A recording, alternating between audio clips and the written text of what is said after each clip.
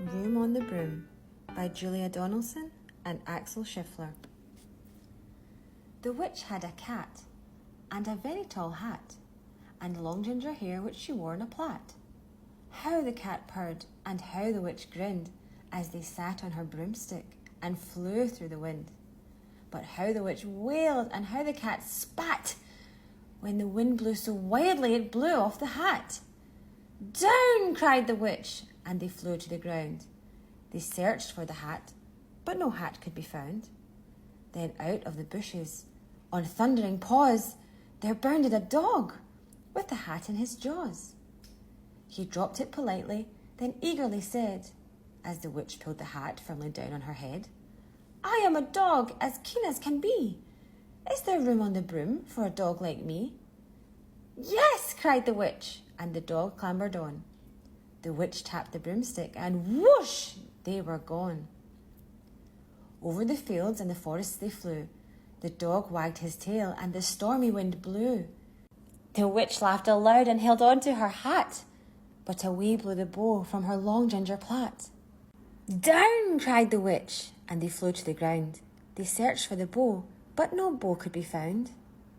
Then out from a tree, with an ear-splitting shriek, there flapped a green bird with the bow in her beak.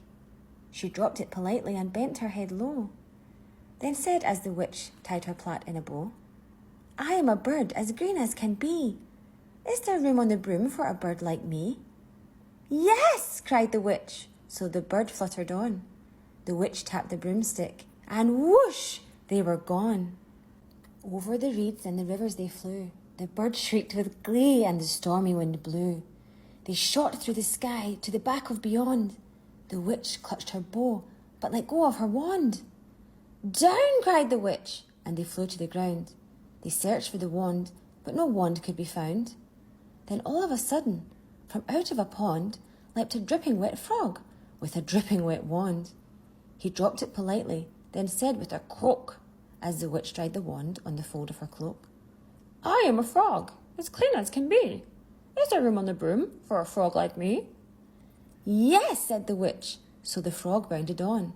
The witch tapped the broomstick, and whoosh, they were gone. Over the moors and the mountains they flew. The frog jumped for joy, and the broom snapped in two. Down fell the cat and the dog and the frog. Down they went tumbling into a bog. The witch's half broomstick flew into a cloud, and the witch heard a roar that was scary and loud. "I am a dragon as mean as can be, and I'm planning to have witch and chips for my tea." "No!" cried the witch, flying higher and higher. The dragon flew after her, breathing out fire. "Help!" cried the witch, flying down to the ground. She looked all around, but no help could be found. The dragon drew nearer and, licking his lips, said, "Maybe this once I'll have witch without chips." But just as he planned to begin on his feast, from out of the ditch rose a horrible beast. It was tall, dark and sticky, and feathered and furred. It had 4 frightful heads. It had wings like a bird, and its terrible voice, when it started to speak, was a yowl and a growl and a croak and a shriek. It dripped and it squelched and it strode from the ditch, and it said to the dragon, "Buzz off, that's my witch." The dragon drew back and he started to shake. "I'm sorry," he splurted. "I made a mistake. It's nice to have met you, but now I must fly." And he spread out his wings, and he was off through the sky. Then down flew the bird, and down jumped the frog. Down climbed the cat, and phew, said the dog. "And thank you, oh thank you," the grateful witch cried. "Without you I'd be in that dragon's inside." Then she filled up her cauldron and said with a grin, "Find something, everyone, throw something in." So the frog found a lily, the cat found a cone, the bird found a twig, and the dog found a bone. They threw them all in, and the witch stirred them well, and while she was stirring, she muttered a spell. Iggity, ziggity, zaggity, zoom!